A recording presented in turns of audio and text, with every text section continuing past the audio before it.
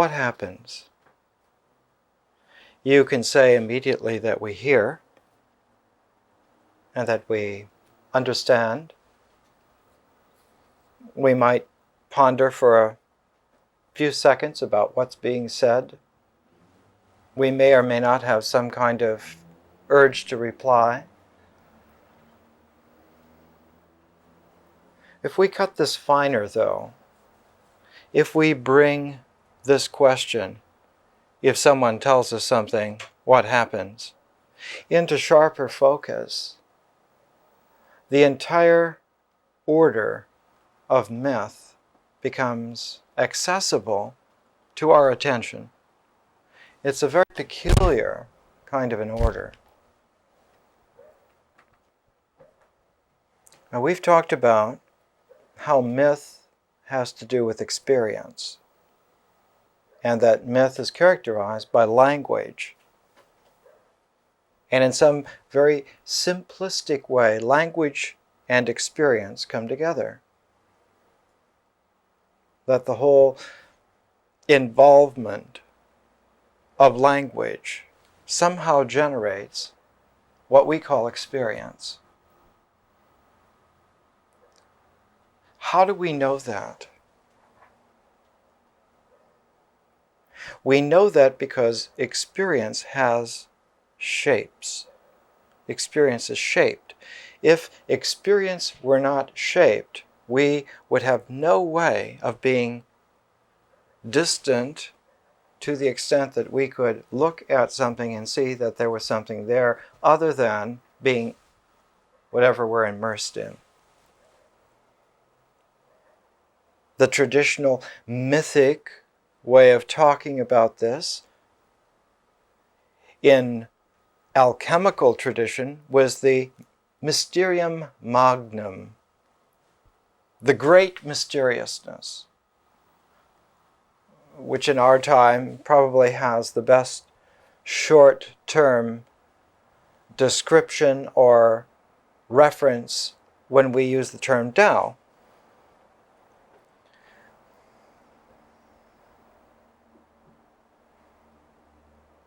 This is unfortunate because it's a misnomer.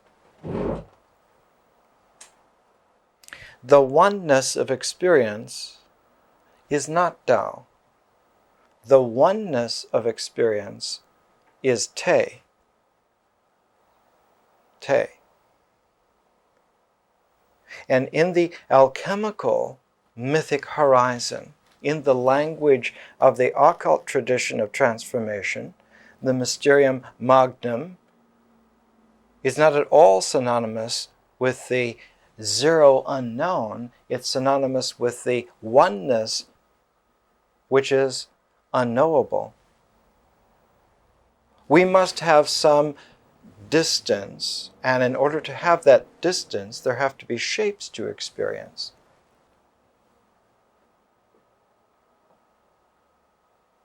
And one of the problems in experience is that in order to have experience, in order for experience to happen, we have to fall out of oneness.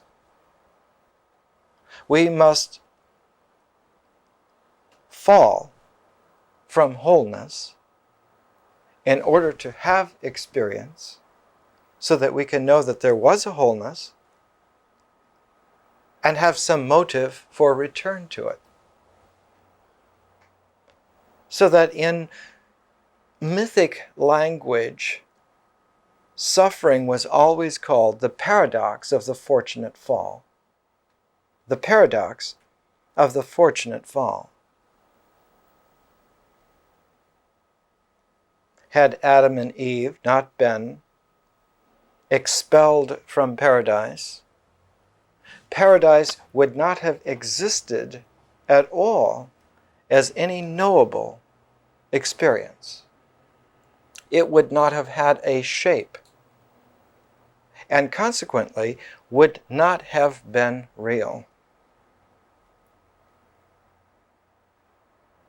Nor would Adam and Eve have been real, because as long as they were in paradise, in Eden, they were not Adam and Eve. They were absorbed, they were subsumed by a oneness which had no shape other than itself. And curiously enough, in the mythic way, Adam and Eve being expelled from paradise made paradise real and made Adam and Eve real and made their expulsion real and made the return a real possibility. So that shaping experience distributes reality. It takes the reality of oneness and distributes it in this whole field, which now are the shapes of experience. And if one would like to grind fine mathematically, one could say that oneness now, the state of at-one-ment, the state of atonement, is the recollection together of all of the shapes of experience back to a single one. Or in the old Kabbalistic sense, when all the sparks of God are collected back together, one has the holy flame. It's both simple and complex at the same time. Let's ask again, what happens when someone tells us something?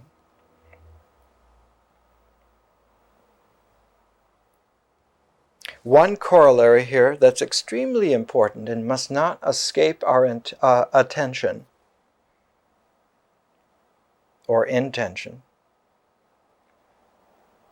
Simple sentence, the ultimate shape of what we hear depends upon our experience. The ultimate shape of what we hear depends upon our experience. Now notice that there is a curious paradox here. It's called the paradox of the fortunate fall. There can be no experience without shape, and experience itself lends itself to the shaping of experience. So there's a vice versa quality here. It's called recursive in mathematics. There's a recursive function. Experience has a recursive function. It's one of the identifying radical characteristics of experience. If there is not a recursive element in our experience, it is not real. And recursivity tends to be a generative algorithm, to use today's kind of language. It's like one of those magic wishes where you have one wish, not three, but only one wish. What would you wish for? Well, of course, you would wish to have more wishes. You have to be a complete fool not to recognize what is fundamental. Even someone humble would wish to have at least one other wish.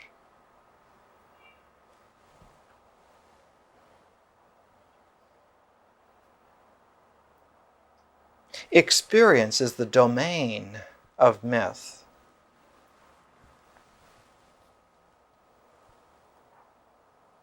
Myth is the horizon of language. This horizon is the moving curved line. Moving curved line. This horizon is the moving curved line of the ongoing storyline. Now, the paltry reductive pseudo-imagination of people think in terms of a mythic line, that one is drawing a very thin line and it's moving only in one direction. This is the characteristic of a riddle, but not a myth. A riddle is a single point progressing. And because it is a single point progressing, it tends after a while, because one forgets about the coordinates of it to begin to get tangled. But a myth is not this at all. That's not what happens. The textbooks are wrong, as usual. The models in the schools are wrong, as usual. The mental lessons drawn are drawn from erroneous examples. This is why children appreciate myths more than adults. Adults have been bludgeoned by life so much that they are stymied by experience and automatically project out a riddle format upon myth, which is not characteristic of it at all. So we need to revise our mental pictures of what a mythic storyline is. When someone tells us a myth is a beginning of a story, a development to a certain extent of that story, and an end to that story, we're not to think of 3 dots. It isn't 3 dots at all. To reduce a myth to 3 dots reduces it to an Aristotelian syllogistic form, which is perfect for setting up logical riddles. And it certainly wasn't known until the 20th century, until Kurt Gödel showed in many mathematical paradoxes, which are irrefutable, that if you follow that train of thought, that kind of mathematic, that precision of logic, you will always be confused, because it always slips into a pseudo-mold. It never can talk about what is real, realistically. The precision of mathematics in that mode is itself a myth.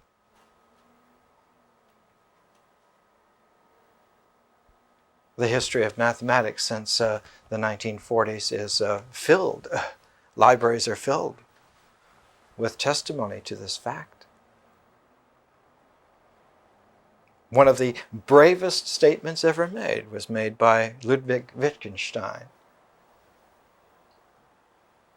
Towards the end of his career, he said in German, in English translation, "Whereupon a man cannot speak, therefore must he remain silent." And largely those who are mature in mathematical thought have remained silent about ultimate statements for the last half century, unlike the public. The public glibly assume that one can still talk about Aristotelian logic, about Cartesian geometry, about Newtonian universes, and that you're saying something that is not mythic. It's all mythic. And consequently is important, but not important in terms of science, but important in terms of myth. And part of the task of a real education is for a real teacher to allow real students on their own to come to appreciate the enormity of this realization. So we need a new model. Part of what's wrong is the connect the dots syllogistic model. One of my favorite pals from yesteryear, A.E. Van Vogt, wrote a whole series of books called The World of Null-A, the world of non-Aristotelian thought. The protagonist named Gilbert Gossain, who discovers that he has 2 minds, and because he has 2 minds, his mentality is a tensor field and not a single vector, no matter how logical it seems at the moment, and that one has to learn to think in terms of coordinated, multidimensional reality in order to get out of mythic horizons. And in a way, it's very interesting because the mythic horizon is very much like a meridian on a globe. and you do not know, you do not understand when you're on the globe that you are on a globe. It's even worse than the proverbial conundrum, also in a nice little story by A.E. Abbott called Flatland, about two-dimensional beings and a two-dimensional world. They cannot imagine a three-dimensional reality. Well, three-dimensional beings, even pumped up with a sense that they're talking about four dimensions, adding time to space, on a globe in a meridian way, do not have any way whatsoever to transcend myth. As long as you are on the surface of a globe, as long as man finds his experience on the surface of the world, he cannot leave the domain of myth. You can have myths about leaving the domain of myth, and there are many of them. They are not true. They are wonderful stories. They are glorious, they are disappointing, they are abominable, they are excellent, they are fantastic, they are depressing, but they are all myths. There is no way, there's no way to leave the mythic horizon without transcendence, either immanently to go within, into the interior of that domain, or to rise above it. And to rise above it takes a lot more talent than to descend into it.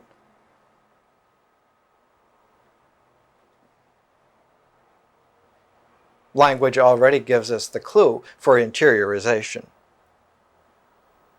Because when we see the structure of the story, we already are interiorizing. And symbols allow us for a very basic transcendence of the domain of myth. And that's why it's the most natural path.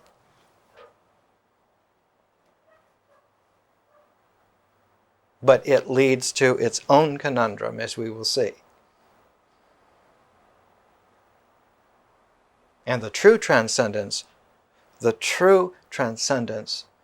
from the domain of myth is through art. It is the artist who is the hero, and not the warrior.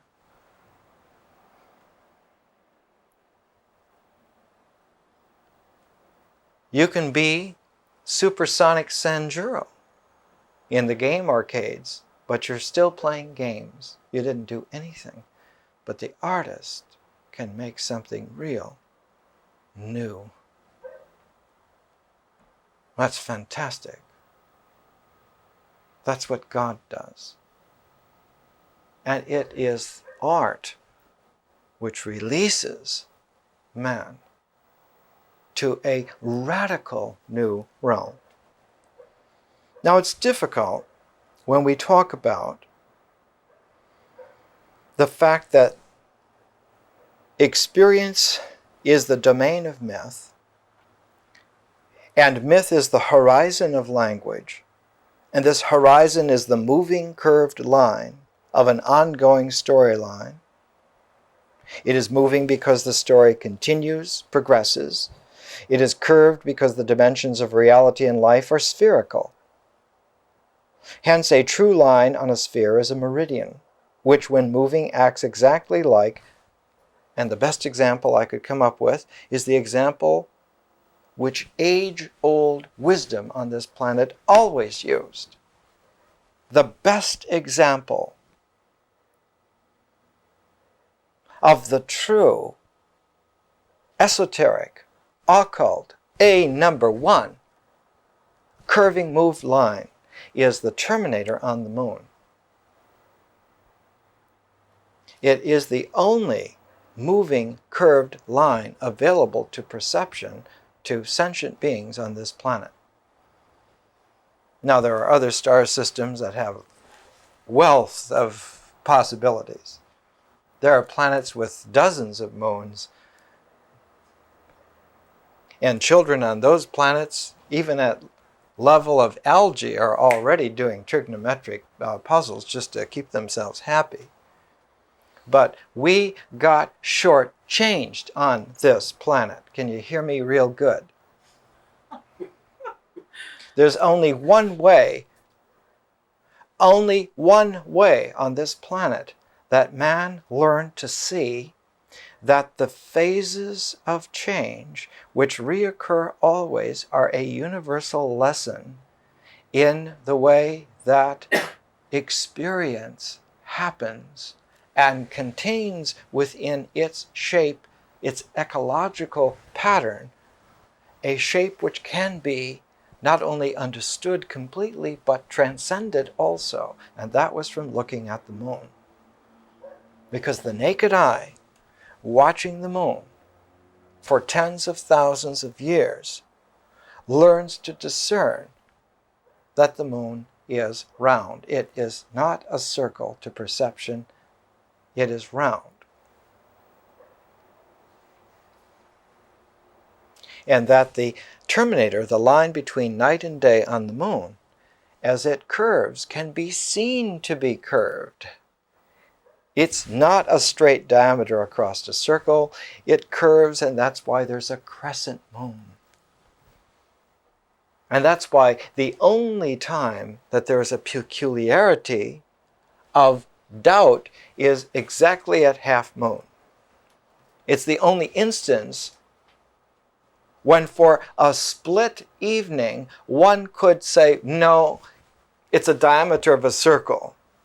But all the other phases show completely that it is a curved moving line, and therefore the moon is round. It is a sphere. And that's why the moon's phases were always an index to how human experience was whole. That's why Hermes had everything to do with the moon, not with the sun. Thank you very much. The moon is a moon god.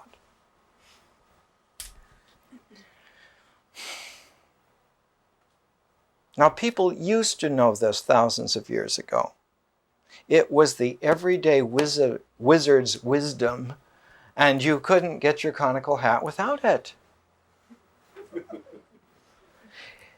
When we look at the terminator on the moon, we see that light and dark alternate, but they alternate in a very special way. One gives way to the other, and then the other gives way to the former. They alternate, giving way to each other. It's much more primordial than the Chinese conception of yin and yang. The Chinese conception of yin and yang only goes back 5,000 years. The direct conception of the exchange of light and dark goes back in man's history at least several 100,000 years, if not million years. That curved terminator line, as it moves on the moon, is in fact very peculiar. Here on this planet, on our Earth, the thick atmosphere, the air, serves to distribute the effect of the terminator on the Earth. The Earth also has a terminator. But its effect is so distributed as to be somewhat blurred and scrambled on the surface of this sphere. And yet, sensitive people forever have become very cold suddenly at night just before dawn. The coldest moment of the night is just before dawn, and it is not simply a temperature drop, because very often there is no temperature drop, but it is psychically the coldest point of the night, just before dawn. In fact, the wisdom saying is that just before the dawn of a new age is the most abject hell of the decadent old age. The saying in Shelley is, if winter comes, can spring be far behind?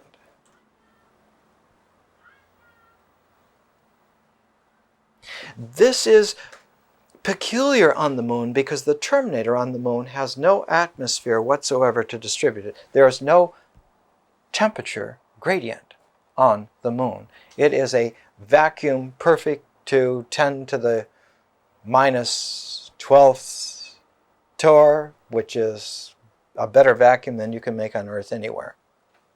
So that when the terminator on the moon moves, its line is that 1 foot over here, it's 200 degrees plus centigrade, and over here, 1 foot, it's minus 290 degrees centigrade. So that you have a differential of almost 500 degrees centigrade within a couple of inches. In fact, as you get to the line of the terminator, because on the moon, the terminator is razor sharp. And within 1 micrometer, you have a 500 degree difference in temperature instantly, and it churns an electromagnetic field which takes the lightest dust and makes a haze. There's a haze on the moon of about 3 or 4 meters high, about 20 feet high, that follows the terminator line. And because the terminator line is spread over many hundreds or thousands of miles, it doesn't seem like very much, but at the exact poles on the moon, at the exact poles where the terminator is always present, there's a slight haze. There's a slight Los Angeles haze on the moon at the exact poles. It's an electromagnetic phenomenon.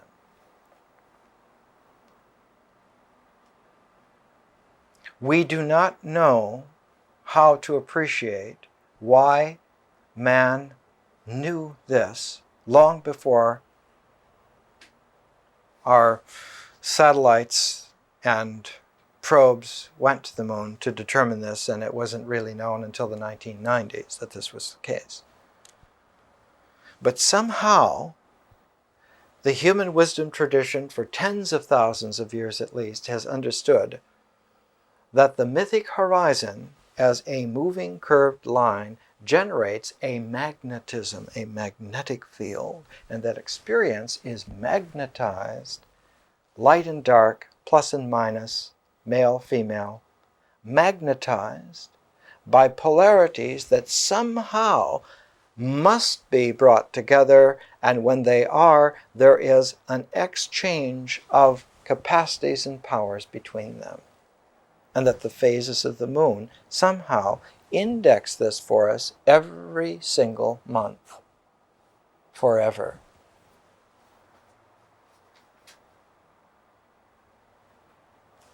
So that the favorite time to tell myths was in the night time, not because the work of the day was finished, but because it was the right ambience to engage in this activity. Man's mythic language was refined at night, and his altar was the moon, and that's why she was sacred.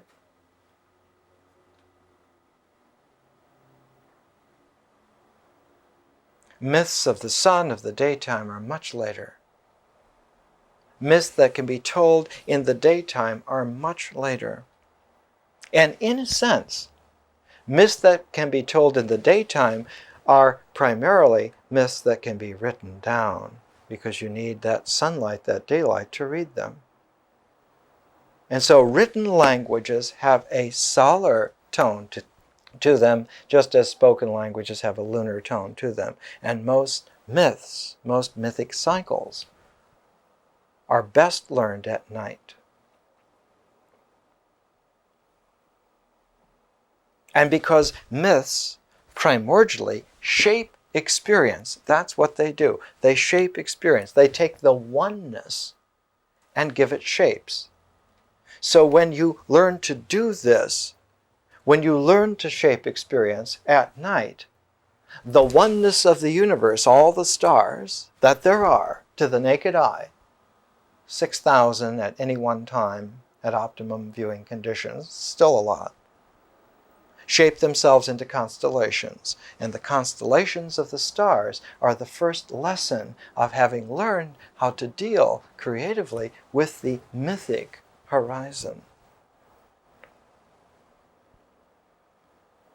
Now this makes the study of myth extremely interesting, extremely worthwhile. And it is a stage in education that cannot be glossed over. You cannot skip over it. If you skip over it, you leave out a maturation of experience, which is the intelligence of feeling. The modern world is filled with smart robots, clever whippersnappers, who don't feel a thing, who do not even know that they do not feel a thing, who even worse, do not know that you feel something.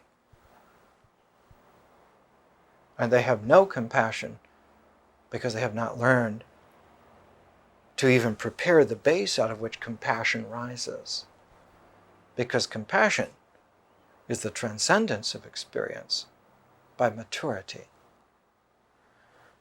Now this makes myth very interesting when one looks at it, and when one reviews here what's written on page 15 of our little outline.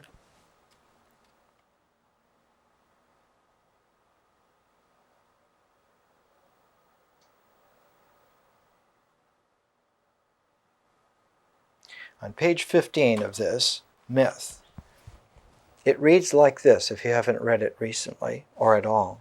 Myth gives us models for acting out our lives. What are models? Models are constellations of people, situations, and events. Just as constellations are formed out of the oneness of the cosmos, constellations called models of people, situations, and events are made on the basis of our participation in the mythic horizon.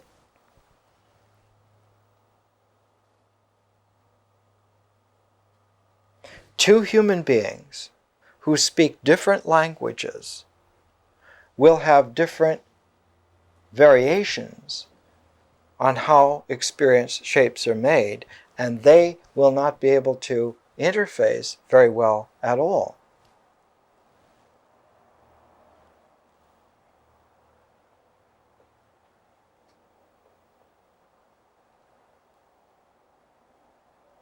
When the early conquistadores went to what became the American Southwest, they rode roughshod over the Pueblo Indians who lived there, because the Pueblo Indians did not deliver the gold which they were seeking.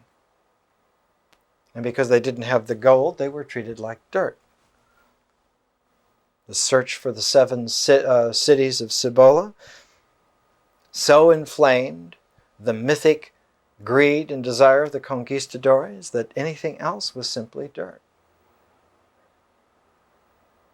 And after about 70 or 80 years of suffering under this, the Pueblo Indians threw out the remnants of the Spanish conquistadores, and the American Southwest went native again for quite a few centuries.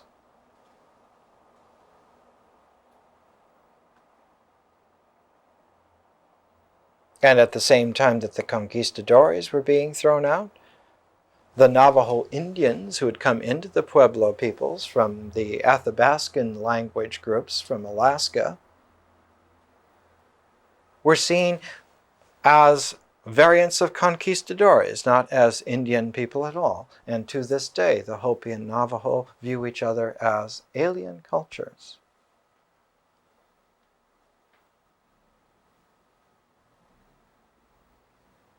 There's a wonderful new little book by Edward T. Hall, who's lived in Santa Fe, New Mexico forever. It's called The West of the 30s, where he recounts some 60 years ago as a young man working for Lorenzo Hubbell at a trading center on the Hopi Reservation, Keams Canyon. And how when one went into the Navajo Reservation, you felt completely shut off from the rest of America, as if, he said, one had gone to the moon. because their language and thus their shapes of experience, totally different, had nothing to do with the outside.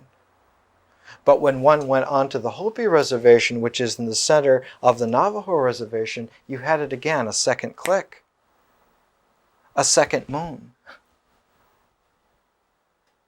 The Hopis are remarkably different because their language is Uto-Aztecan. It has nothing to do. Norwegian and Italian have more cognates in common than Hopi and Navajo. In fact, you have to go to something like Finnish or Basque compared with Swedish or Spanish in order to get the radical difference in the way in which experience is shaped between Hopis and Navajos, much less Hopis and conquistadores.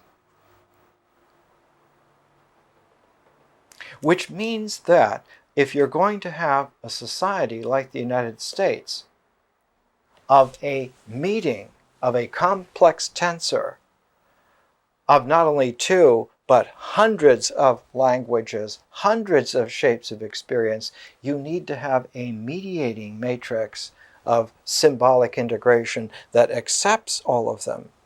And this used to be called the melting pot, but people got the wrong mythic image. They thought it was meltdown pot, and that's not it at all.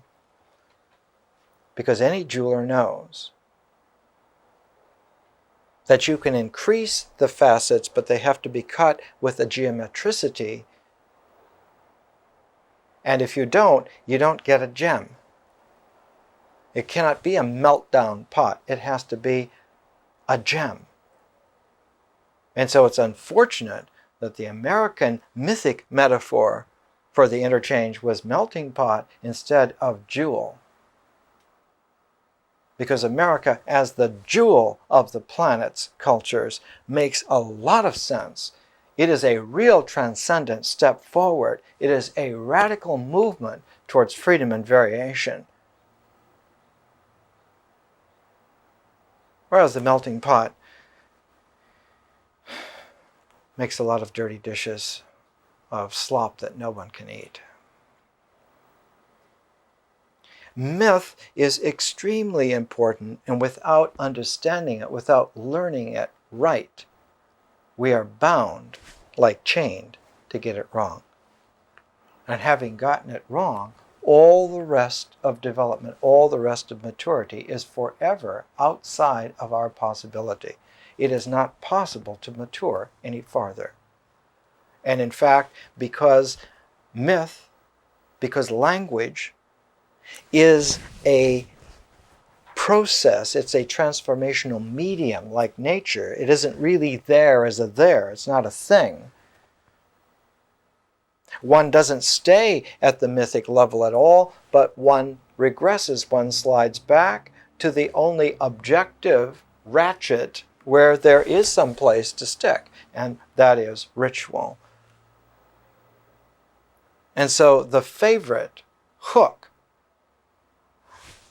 which hangs almost everyone on this particular planet, is the hook of regressive ritual. And that's why black magic was always frowned upon. Not just no, but not never. Because it is a regressive ritual and hooks you and hangs you up to dry. Much like Michelangelo's pelt on the Last Judgment painting in the Sistine Chapel against the back wall. There's no one alive on those hooks. Just the dead hides of dried out, regressive psyches. So it's very important, and one asks why it is that education does not include, in any kind of a prorated, value-based way, a comprehensive view at myth. And in fact, because it was so left out, there was an explosion just a few years ago, an explosion of interest in myth, the Joseph Campbell era. and everyone became curious. But they went about it in such a way as to reduce it back down to ritual hooks.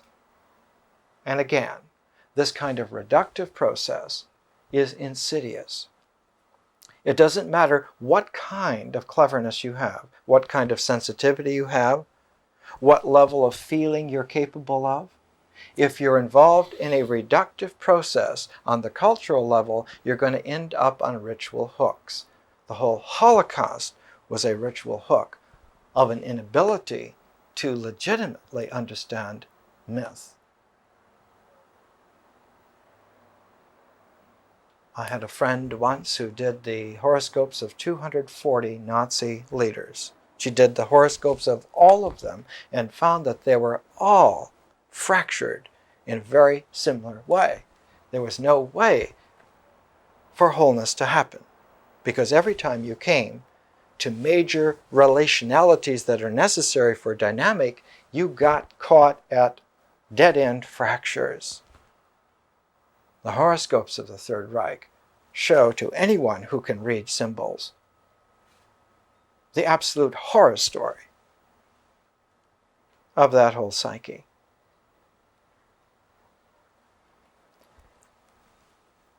Let's come back to thinking about this. Let's leave page 15. You can read it for yourself. Hopefully you might. Let's review something just for a moment. It's a page which I'll give you next week. Let's just review this page and see what we can hear now.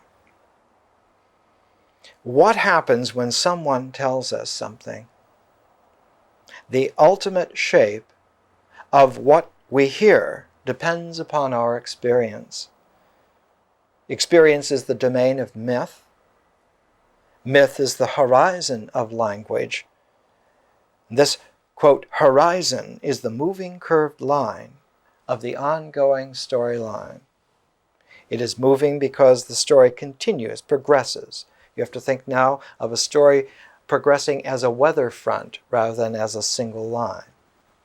The way a Shakespearean play progresses is not by a point of a line heading towards a riddle, but by a weather front that works everywhere, so that the play is the thing. It is moving because the story continues, progresses by phases. It is curved because the dimensions of reality and life are spherical. Hence, a true line on a sphere is a meridian, which when moving acts exactly like the terminator on the moon. The terminator is the line between light and dark, which is quite real on the moon. In fact, it's the keystone in the entire ecology of that world. The phases of the moon are indexed by the movement of its terminator. Just so, the moving curved line of the horizon of myth is the index of the phases of experience. Experience has very definite phases that can be learned. You can know where you are in an experience ecology if you train yourself. And it's not reducing it down, but it's powering your feeling up to its intelligence level. So, the moving curved line of the horizon of myth is the index of the phases of experience in this world of human life. The phases of experience structure existence into order. Without these phases, existence is simply an undifferentiate and pre-integral oneness. Rather mysterious, actually. When someone is telling you all this, what do you hear? Only developing further richness in experience can expand the shape possibilities of what you hear. So we have to enrich experience. Education at this stage is about enriching experience. To enrich your world, you must learn. To index your oneness best, you must learn how to learn.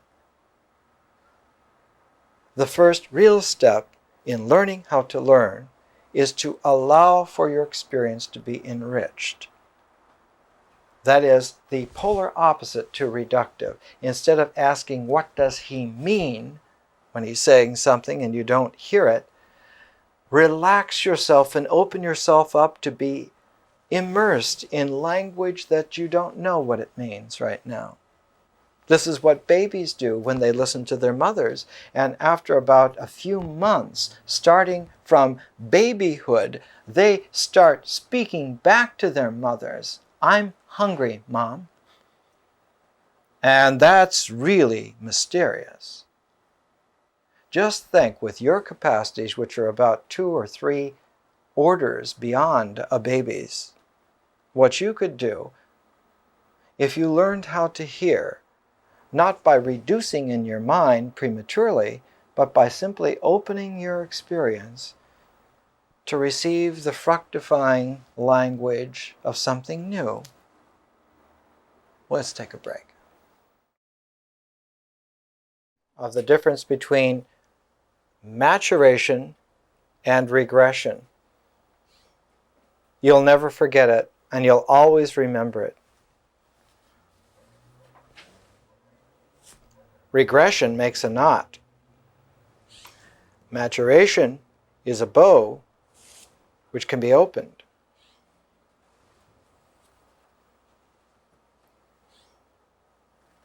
What does the French say? N'est pas? N'est pas? Chérie? It's better to tie bows than knots. Why? Because you can learn to tie bows that will really hold, but if you have to untie them, you can untie them. Any good mariner knows how to tie knots that will hold, even in the stiffest gale. But the virtue is, with a bow, that you can always undo them. With a knot, all you do is condense it. Now, the difficulty with regression is that the only way to undo regression is painstakingly. You have to undo the knot. Now, Alexander earned a reputation in antiquity when he was presented with a fantastically complex Gordian knot that could not be untied. The Persian Indian genius had figured out a knot that could not be untied. Well, it could be untied, but you wouldn't live long enough to be able to go through all the permutations and figure it out. So he drew out his sword and just cut it.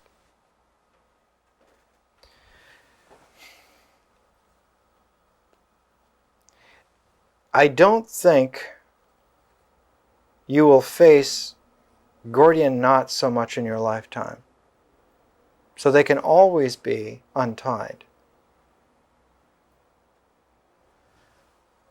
But in order to deal with language, there have to be shapes.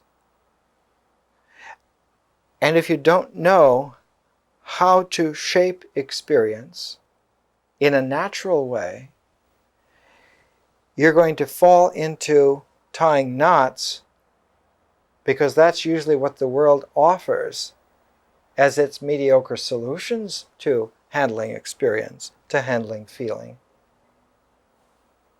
And you will spend half your time tying the knots and half your time untying the knots, which is fruitless. Because if you don't keep up with untying the very knots that you're tying, you're going to end up bound up. Now, the neurotic knows that he's behind in untying the knots which he's already tied, and the psychotic has given up. It's a tremendous energy saver not to tie knots in the first place. Part of the whole procedure of an education is to convey the finesse of handling feeling and experience in such a way that they are shaped in a matured way, rather than in a regressive way.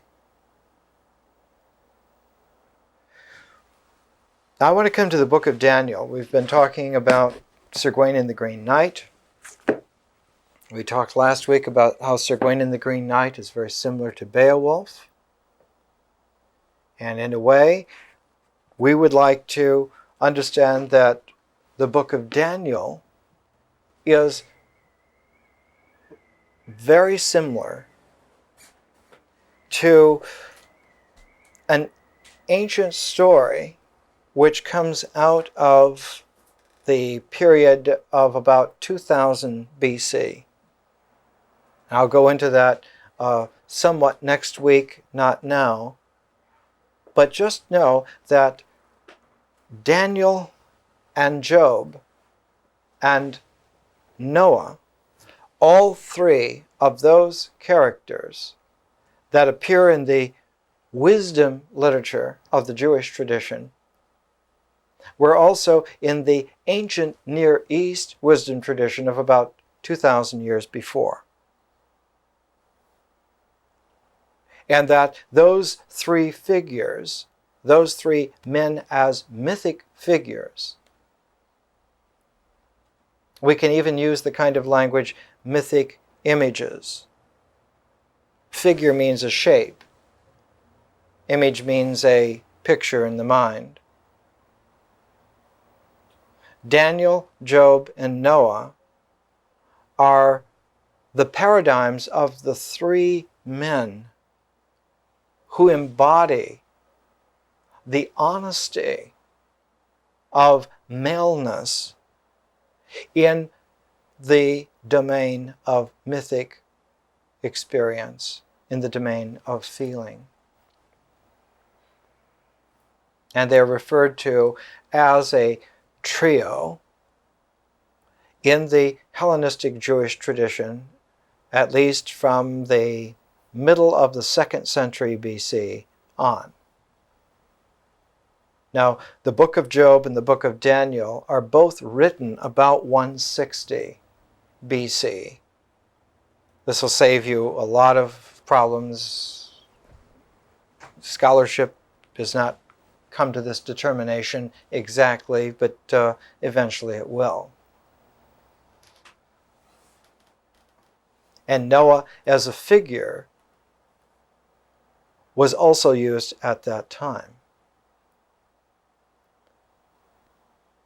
In the powerful development of Jesus' ministry, I'm not talking about Christianity at all. I'm not talking about the church. I'm talking about Jesus' genius.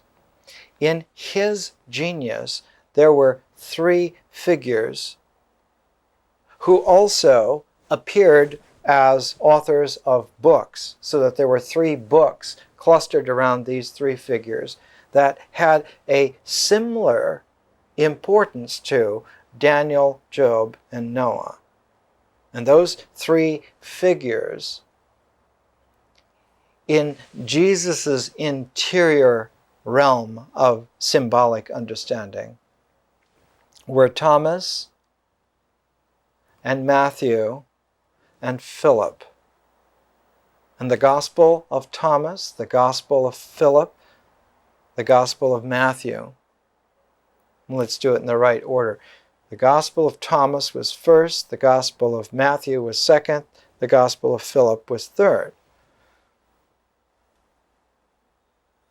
Now, because of the vicissitudes of the 2nd century AD, which were almost like a polarized mirror to the vicissitudes of the 2nd century BC, which indeed the 2nd century BC was founded on vicissitudes of the 3rd century BC, and the vicissitudes of the 2nd century AD led to the vicissitudes of the 3rd century AD. And conversely, the 1st century BC is very much a pair with the 1st century AD. They're almost like a tuning fork. And exactly in the middle, in the space in the middle, was Jesus.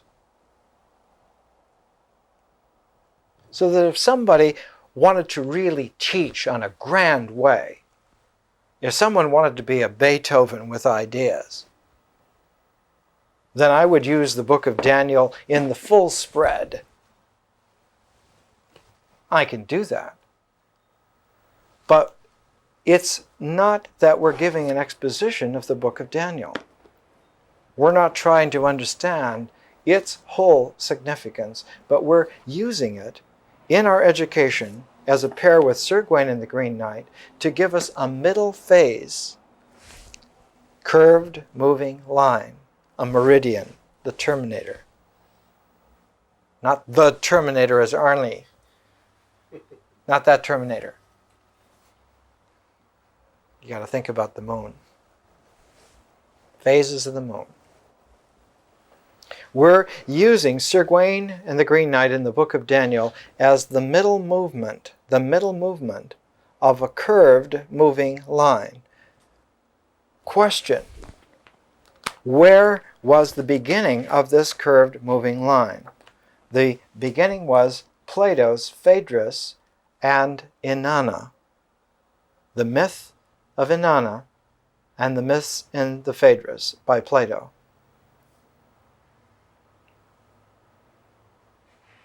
They have something about that pair that's the first phase. It's like the crescent moon. There's something about Sir Gawain and the Green Knight and the book of Daniel that are like half moon, and there's something about the third pair, which will be the third phase, that's like the gibbous moon. The complement to the crescent moon is the gibbous moon, where you have a crescent of darkness. Most of the moon is light except for a crescent of darkness. So the crescent moon, the half moon, the gibbous moon. This is the traditional way of teaching wisdom. It goes back tens of thousands of years.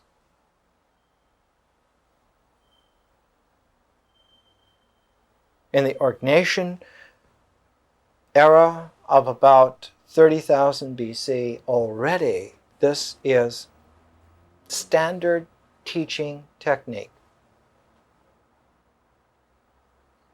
You have your student, or maybe two students at the most, three in very rare occasions, and you're sitting out there on a ridge above the Dordogne Valley 35,000 years ago, and it's nighttime, and you're watching patiently every night, and as the phases of the moon are going through their cycle, one is bringing up in the correct order the phases of experience and how two elements, light and dark, interplay and exchange and create this ecology of wholeness.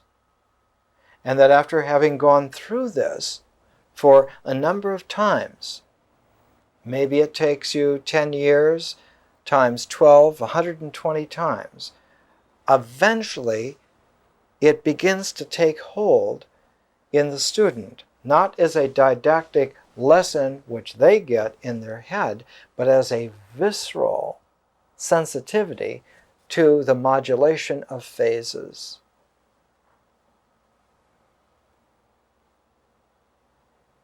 And this is how wisdom used to be taught. We're just taking 3 months. We're just taking 3 moons to do this. And we're doing it in the daytime and not in the evening time. So what we would like to pay attention to now, because this is myth 8, the first 4 myths were the crescent cycle. These 4 were the half moon cycle, so the third cycle is going to be the gibbous cycle. So we would like to look ahead for the very first time. We have never looked ahead. We've never used a projective intelligence to look ahead. Why? Because we do not want to bring the mind, thought, into play in our education yet. It's premature. The quickest way to ensure a regression is to skip over one of the phases. It automatically acts as if it were a sand trap on the course. And you're going to use up your strokes trying to get out, and you're going to burn up your handicap, and you're going to be behind. So it is a very delicate problem that every teacher who deals with wisdom and not with instruction has to solve creatively themselves. I have solved it by coloring outside the lines, as it were, by using a technique which precocious children do. When you give them a coloring book with predetermined, pre-printed lines, a precocious child will carry the color outside the lines. And this was no in the Beaux-Arts Academy. It was yes in the Impressionists. And after the Impressionists, people like Matisse learned that you could just, or Robert Delaunay, they learned that you could just do colors and you didn't have to have shapes at all, and that color volumes in juxtaposition were intelligible to feeling. And so impressed by this was Wassily Kandinsky that he wrote an entire series of books, made an entire career out of painting by showing that juxtapositions of volumes of color were intelligible, highly sophisticatedly intelligible, readable in terms of feeling. The whole development of what has unfortunately been called abstract art comes from this. Now, abstract art is a misnomer because abstraction in this process, abstraction in feeling, is the beginning of a regression. Transcendence in feeling is the maturation path. If you abstract in feeling, you're going to get a knot. You have to tie a bow by transcendence in feeling. Feeling has to flow into wholeness. It cannot be poured into wholeness. You cannot pick up a little child by the ears and tilt them over and take all the words from a book or a computer program and dump them in the ear and think they're going to stay. That does not happen. It cannot happen. And to think that that is a process which can be approached by instruction in education is absolutely detrimental. William Blake has the perfect illustration of what that does. He has this big, bespectacled, white-haired, pseudo-wise person with a big pair of shears clipping the wings of the young children. There. Now you can keep your feet on the ground and become practical citizens. Rather, let's take Raffaello as our guide here, where he put the little winged putti on the edges of all the great buildings in Florence to show that when the children can still fly, it means that the adults have learned to respect their flight and their maturity, and then you can have something called wholeness. But it's perilous, because one little misstep changes the realm of Raphael's maturity into the mannerism of the Mannerist period, which descended like night right afterwards. And the Mannerists abstract feeling, whereas in Raphael, feeling is never abstracted at all. It is always transcendent.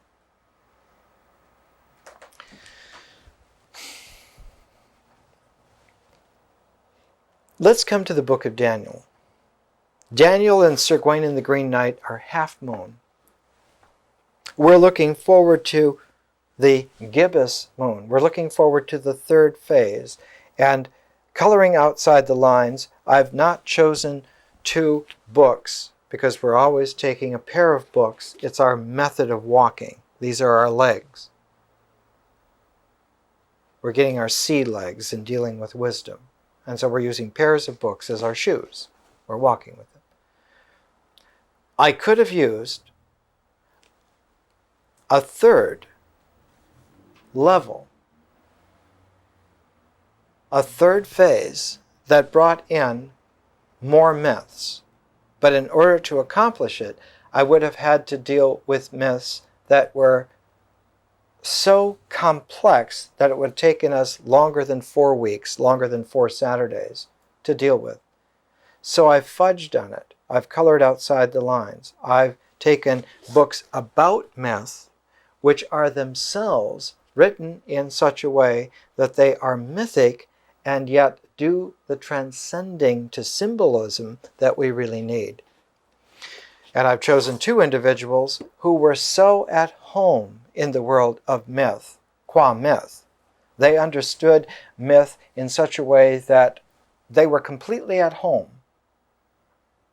They knew the whole sphere, all the phases of the moon. Mircea Eliade and Ernst Cassirer. And Eliade and Cassirer are extremely trustworthy. Eliade, I think I've mentioned to you, was a young individual who, when he was 19 years old, he wrote a letter to one of the Maharajas in India and got sponsored to study for a year under the great Surendranath Dasgupta in Calcutta, all expenses paid, the greatest philosophic mind in India at the time. This is in the days before Radhakrishnan.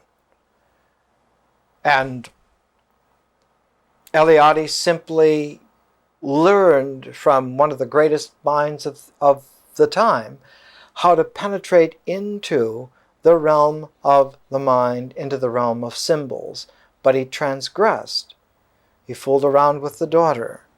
And so the father, teacher, put him in the only learning situation that he could have given the man under those circumstances, the 20-year-old Eliade.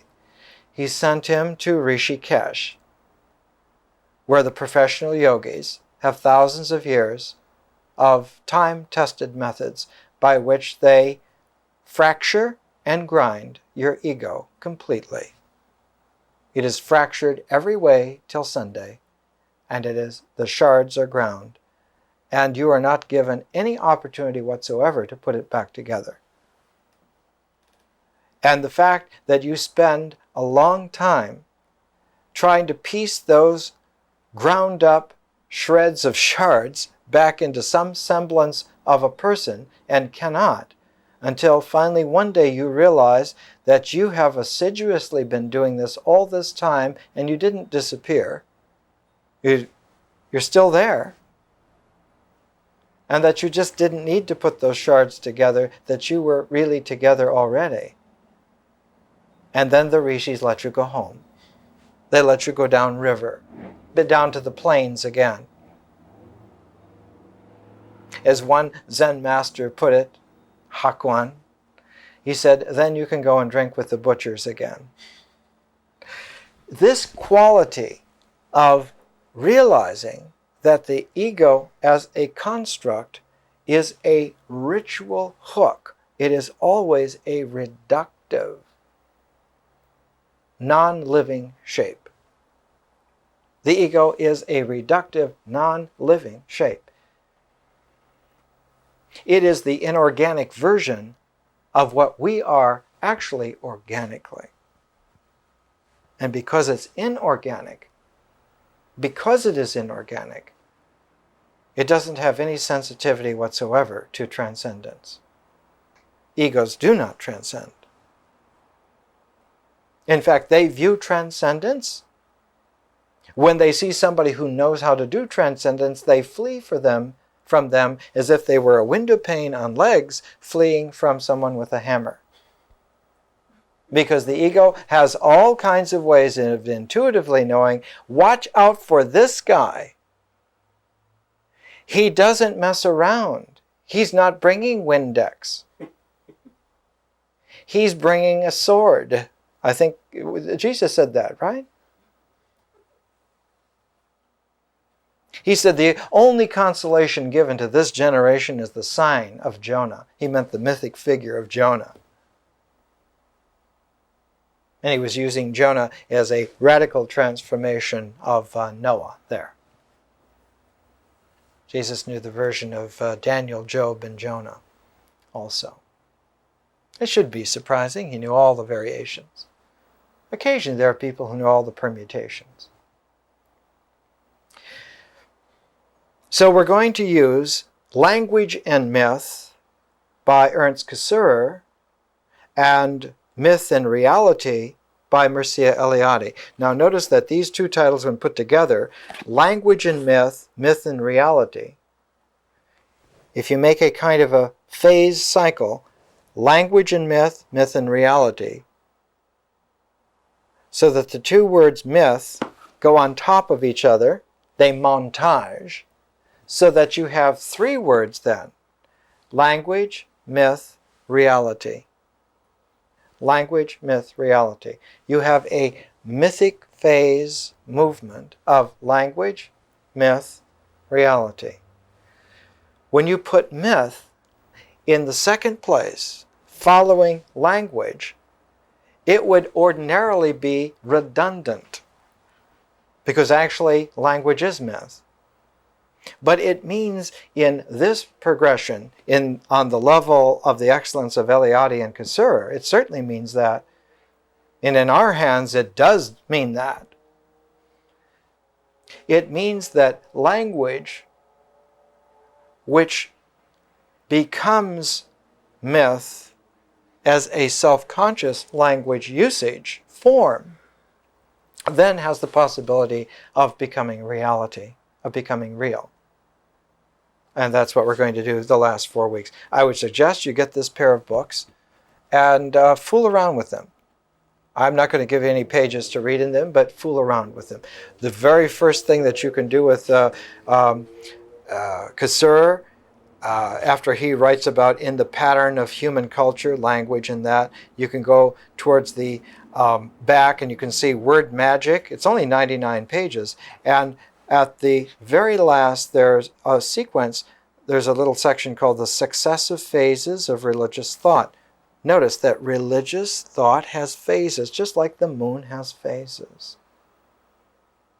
It has knots and it has bows. That all of these areas of thought are prefigured already in feeling tones, and if you've learned how to handle them intelligently in feeling, when it comes to the powers of thought, one can then think what you would like to think, which means to say clearly. So that at the very end of Cassirer's book, there's a whole section on the power of metaphor. Here's how it ends. The world of poetry stands apart from both. What both? The mythic word picture of gods and demons, the logical truth of abstract determinations and relations. The mythic word picture of gods and demons, the abstract determinations of logical truth and their relations. The world of poetry stands apart from both as a world of illusion and fantasy, but it is just in this mode of illusion that the realm of pure feeling can find utterance.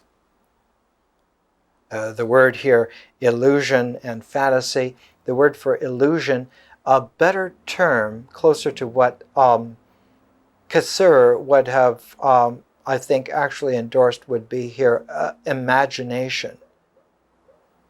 Not imaginative, but imagination.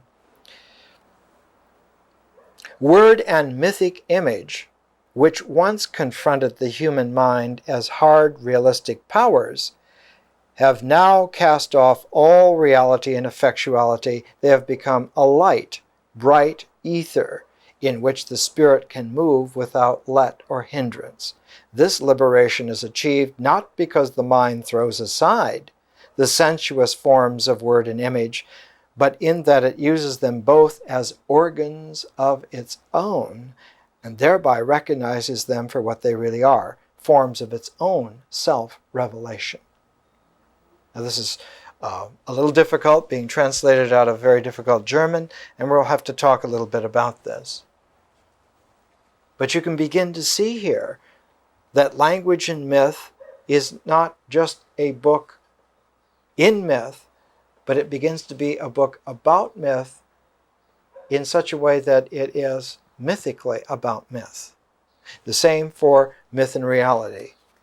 The old Mircea Eliade knew what he was doing. There's an appendix on myth and fairy tales that you might want to see, because there's quite a difference between myths and fairy tales. The very end of Myth and Reality is survivals and camouflages of myths.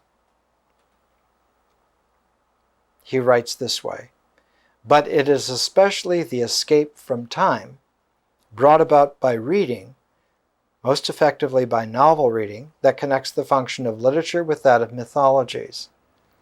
To be sure, the time that one lives when reading a novel is not the time that a member of a traditional society recovers when he listens to a myth. They are somewhat different. But in both cases alike, one escapes from historical and personal time, and is submerged in a time that is fabulous and trans-historical. One of the deepest therapies there is reading beautiful stories to adults. It's one of the most beautiful, comprehensive, therapeutic techniques that there is. The reader is confronted with a strange imaginary time whose rhythms vary indefinitely, for each narrative has its own time that is peculiar to it and to it alone. The novel does not have access to the primordial time of myths, but insofar as he tells a credible story, the novelist employs a time that is seemingly historical, yet is condensed or prolonged, a time then that has at its command all the freedoms of imaginary worlds."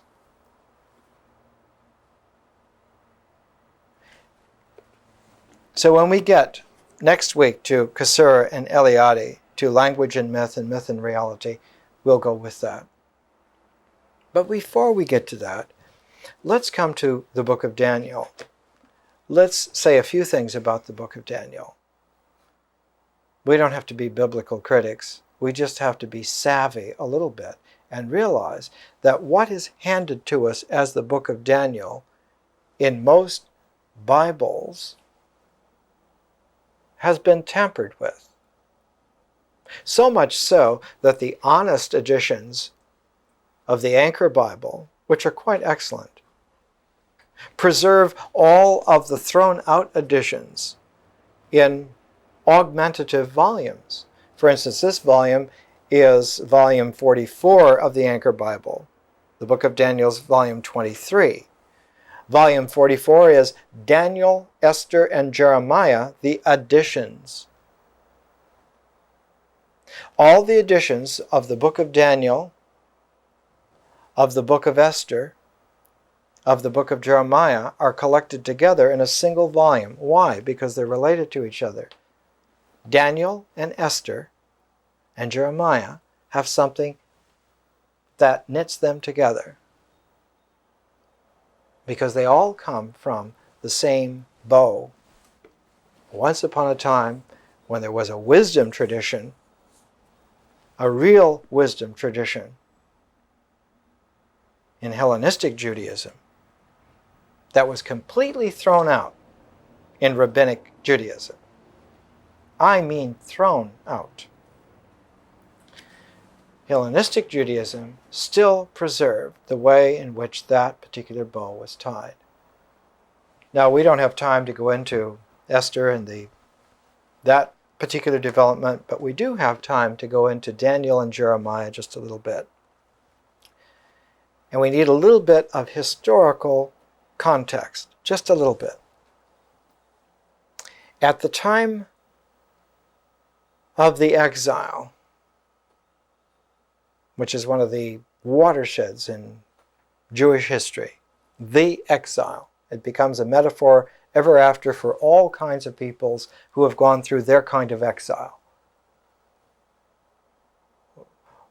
One of the favorite stories that Joseph Campbell told about Martin Buber was about asking him one time in a question period after a lecture by Buber, he stood up and he said, in his own embarrassing account, he said, Dr. Buber, there's one word that you've mentioned here again and again that I do not understand, I do not know the meaning of, and that is the word God. And he said that when Buber overcame his surprise, shock, and consternation that there was somebody in the audience who didn't know what God was, who God was, what he meant by using, he looked at Campbell and in his very enlightened halachic way, he said, we all must come out of our exile in our own way. The exile. The exile was double-edged. Some of the population went to Persia, some of the population went to Egypt. They were both of the exile, but there were two halves of the exile. The population that went to Persia were taken to Persia. The ones who went to Egypt took themselves to Egypt to keep from being taken away to be taken to Persia. The ones who were taken to Persia had no choice in the matter. They were literally picked up and taken. It's true that they were taken to run the Neo-Babylonian empire of Nebuchadnezzar, but they were taken away from the lives that they wanted to do this. But the people who went to Egypt took themselves into exile. They were an abstraction trying to do an end run around so that they would not be seized by the real exile. So that the exile happened in reality in Persia, and it happened in an abstract version in Egypt. Jeremiah was kidnapped by his own congregation and taken against his will as a prisoner and captive into Egypt, so that Jeremiah was the example in Egypt of the exile, whereas Daniel came out of the exile in Persia, so that Daniel and Jeremiah are at opposite ends. Jeremiah in the experience of the ultimate knot of abstraction of people kidnapping him into an exile to keep him from being exiled. Yes, that's what he said too.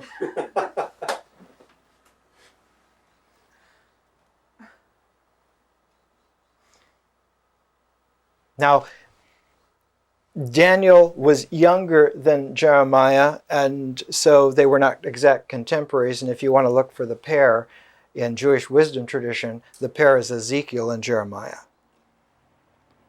Because someone who is really in an exile, in a natural way, you're taken without your permission, but not in an abstract way, so that it leads to reductive knot. You still have the power of natural vision. And Ezekiel is famous throughout the world for all time for being the greatest visionary, pure visionary in the Jewish tradition. Bar none. It's Ezekiel who sees wheels within wheels way up in the air.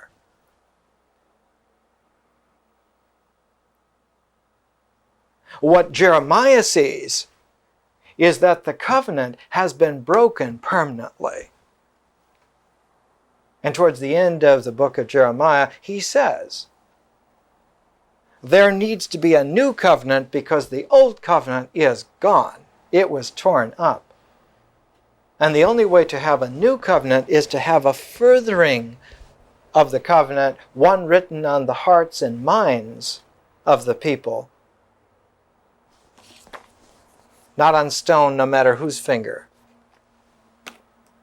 That covenant, that law, is abrogated forever because it was abstracted to a knot and always will lead to the same knot over and over again ad infinitum.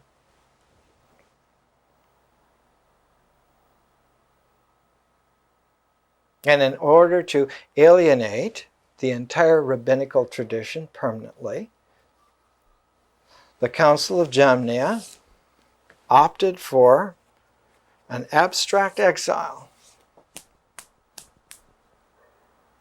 that has led to a permanent psychological exile ever since.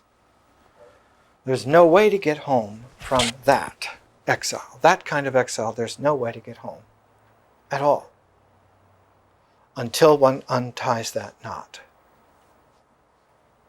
The knot is in the form of the Masoretic text. And the Masoretic text of the Torah was made in 90 AD and not one iota. An iota is a Greek letter that's like the dot over the I. Not one iota has changed in all that time. If you go down to Fairfax Avenue and buy a Jewish Bible today, it's exactly the same text as was there in 90 AD. It has not changed at all. But the language horizon of feeling has changed enormously since 90 AD. And instead of having a fossilized, dried pit, one needs to have a living lemon. And that's the whole purpose of the aeration of the Jewish tradition by the Kabbalah, is to air out this, to give some articulation to it, to give some life to it. But because it would have gone against rabbinical law, it could not be couched in terms of language, it was couched then in terms of numeracy, in terms of numbers, gematria, and so forth. But that was a ploy, never meant to be taken for what it is, simply a metaphor for something else. And all the people who have wasted all their time looking at the end run of the Kabbalah's numeracy to get around the knot of the Masoretic text have fallen into the same pattern. Because there's no way that feeling can be matured in terms of numeracy. It's true that in terms of culture, numeracy precedes literacy, but in terms of human development, literacy precedes numeracy. The written tradition, the written language is numerically expressed before literally expressed. But it's the other way around in terms of maturation. People tell myths long before they understand the principles of counting and the structural relationships that are beneficial there from being numerically alive and alert.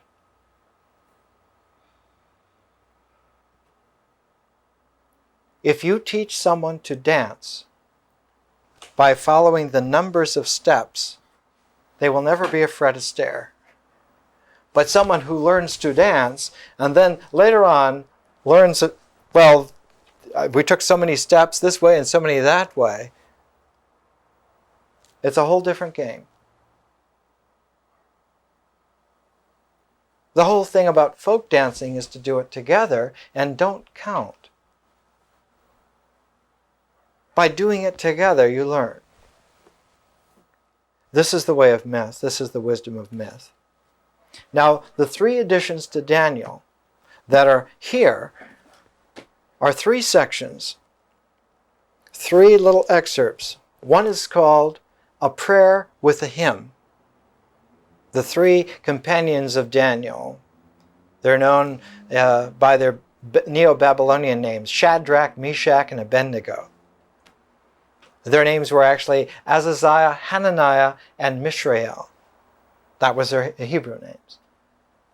And the oldest of the three, Azaziah, had a prayer that he delivered in the fiery furnace. And then there was a hymn that the three of them sang together in the fiery furnace. So that the prayer of Azaziah and the hymn of the three children, like children of God, children as in children of God, that was the first, and this belonged in the book of Daniel, and it belongs in the third section, the third book, the third chapter of the book of Daniel, between verses 23 and 24. The second section is about Susanna. Who is Susanna? Now, if you look up Susanna in commentaries, you will find that she's the daughter of Hilkiah. Well, who was Hilkiah? Hilkiah was the learned Jewish elder who made sure that the recensions of the Mosaic books were done in such a way that they made sense to the emotional maturity of the hearer. And his son was Jeremiah. So that Susanna is the sister of Jeremiah. And she was taken to Persia, whereas her brother was taken to Egypt. And her brother suffered the imprisonment of the abstraction by his own congregation, and Susanna, in a direct feminine version of that, suffered a woman's fate in the Persian version of that exile. She was accused by two judges, by two old men, two lecherous old men, who trapped her alone one day in her courtyard when she was stepping into her bath naked. They said, "You sleep with us or we'll tell people we caught you." And the young man ran away. And because you're the famous daughter of Hilkiah, your husband and the whole family tradition is going to be ruined. Would you take a chance with that? She did. She screamed. And she was taken to court, and because in male Jewish law, if two mature men accuse you, that's enough to send you to death. Except that there was a young teenager who was there. His name was Daniel. And it was the first time he was ever drawn attention to the people. Because he could see that Susanna was innocent. He could see what was real. That's what Daniel could do. And so he had separate testimony. He had parallel booths set up, and each of them was asked the same question: under which tree did she commit adultery? And they had different trees. They forgot to get the story corroborated on that level. And she was set free, and Daniel was on his way of becoming a sage. The third is Bel and the Dragon, where Daniel disproves two idols that were held to be gods. And he proves them to Cyrus the Great. The young Cyrus the Great was one of the most magnificent figures in history. And because of Daniel's showing of the vacuousness of the Neo-Babylonian gods, Bel the dragon was a great snake. The exile in Persia ended, and Cyrus returned the exiled Jews with all the goods that they could carry, all the reparations financially that they could hold, and were sent back to rebuild their lives and rebuild the tradition. Whereas the congregation that had abstracted itself in Egypt never really came back. This is why the mother image in Jewish mythological feeling tone is very often in peril of suffocating and must be brought to a juxtaposition by visionary release. And why the masculine is always in danger of violent torrential abstraction, and the only way to bring it to healthfulness is through a transcendence.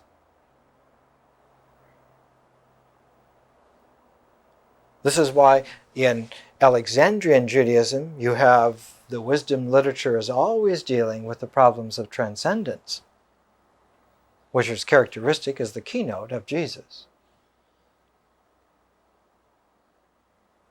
Whereas those who came back from the Persian exile have a kind of a quality that if we can remain pure enough to have real visionary capacity, we will see what is real.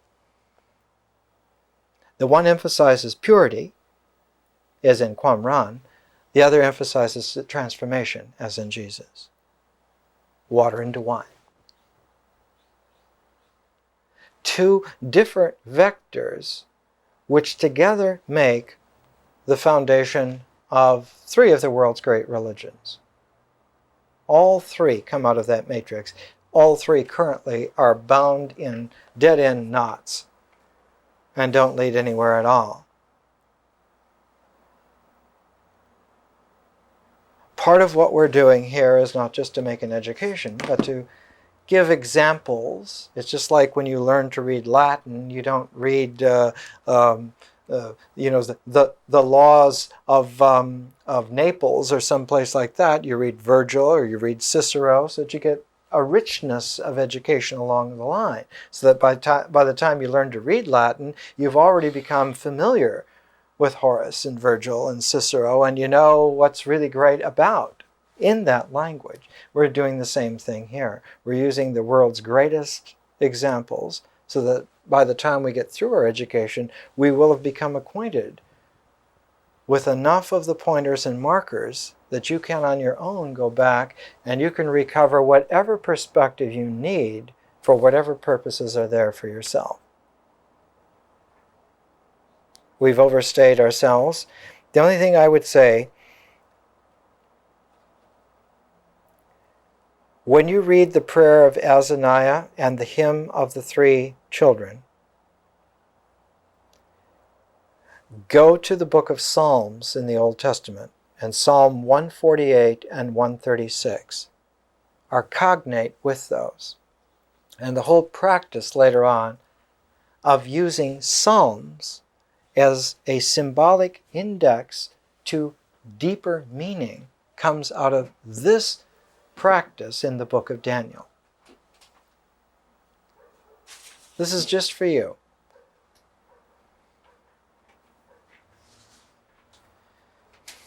The most distinguishing mark of Jews and Christians, and later on in its own way of reciting the Quran for Islam, that whole tradition comes from this object lesson in the book of Daniel.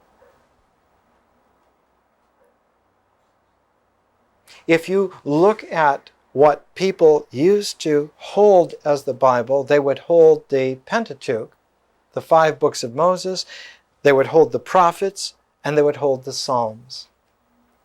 And the popular usage was never so much the prophets. That was always for the crackpot fringe or for the clever people. It was never for the Torah because that was really difficult to understand because it got symbolic deep fast. But the Psalms were always the characteristic of the popular way in which people embraced. And they used Psalms. The Lord is my shepherd, I shall not walk. Yea, though I walk through the valley of the shadow of the death, I shall fear no evil. They became the language, the metaphoric language by which people dealt with feeling-toned crises, mainly suffering, and also that rare but equally true thing of how to deal with too much ecstasy that comes naturally sometimes. One can become absolutely blown out by beauty. And it's as catastrophic as suffering is. And the Psalms were the way in which people came to terms with them, matured their feelings so that they could understand what was happening to them better. All of this is a method, a practice, and an example set by the book of Daniel, set by the teacher of righteousness who wrote it specifically for that purpose and has been used for several thousand years by literally billions of people successfully. So when you look at Psalm 148 and Psalm 136, Get yourself a copy of the Anchor Bible versions and put them together. And this way, not only will the book of Daniel come alive for you, but these sections, these excerpts that were left out by committees, by church committees, by rabbinical committees, will be put back into play in such a way that you can then get a feeling of how this whole ecology works together. When the book of Daniel is restored together in a completeness with these three excerpts and the four phases of the development of dream analysis to world vision apocalypse interpretation, one has then an eye towards how Sir Gawain and the Green Knight, as the archetypal Arthurian Transcendence epic, leads here to interface with the book of Daniel. It's an interface where they exchange themes. It starts off where one is Egyptian Hermetic and wants to deal with transcendence. The other is Persian Jewish, wanting to deal with purity. And they exchange so that one comes out and actually is about purity and the other is about transcendence. In fact, the anonymous author, Sir Gawain and the Green Knight, wrote a book called Purity.